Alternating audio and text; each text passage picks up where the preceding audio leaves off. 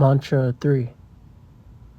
Ashraya namate loka andena tamasavita tamste pridya bija shanti yeke chanma hanojana.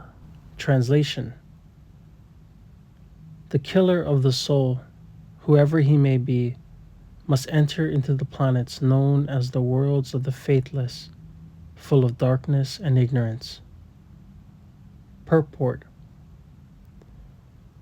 A human life is distinguished from animal life due to its heavy responsibilities.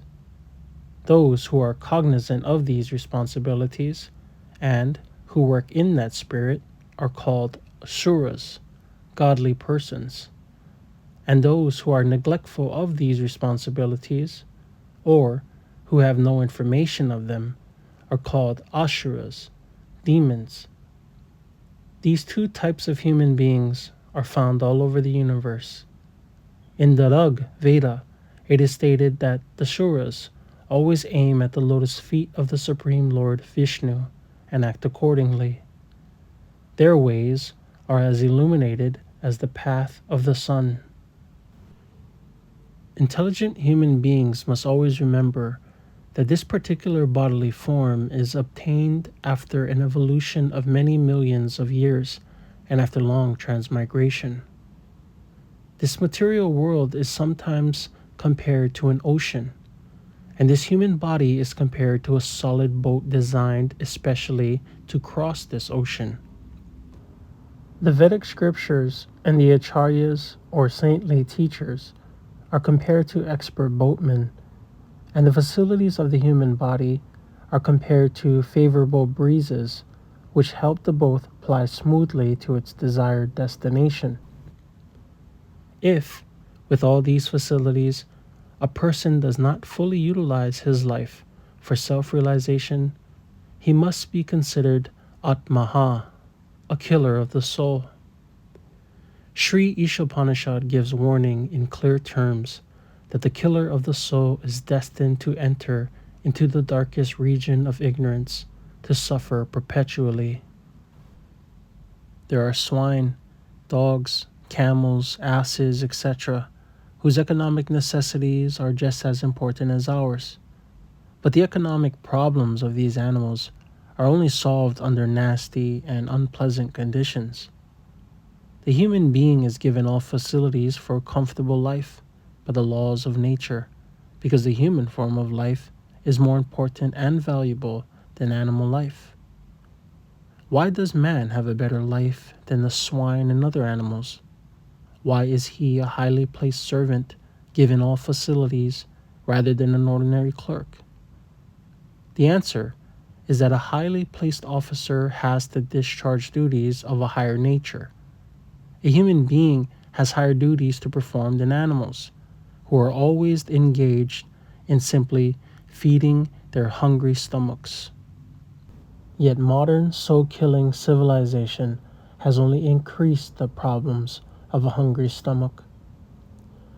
When we approach a polished animal in the form of modern civilized man and ask him what his business is, he will say that he simply wants to work to satisfy his stomach and that there is no need for self-realization.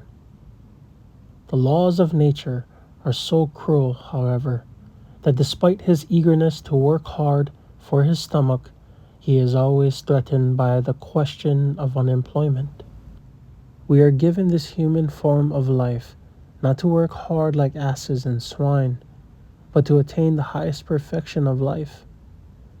If we do not care for self-realization, the laws of nature force us to work very hard, even though we may not want to do so. Human beings in this age have been forced to work hard like the asses and bulls that pull carts. Some of the regions where the Asuras are sent to work are revealed in this verse of Sri Isopanisad.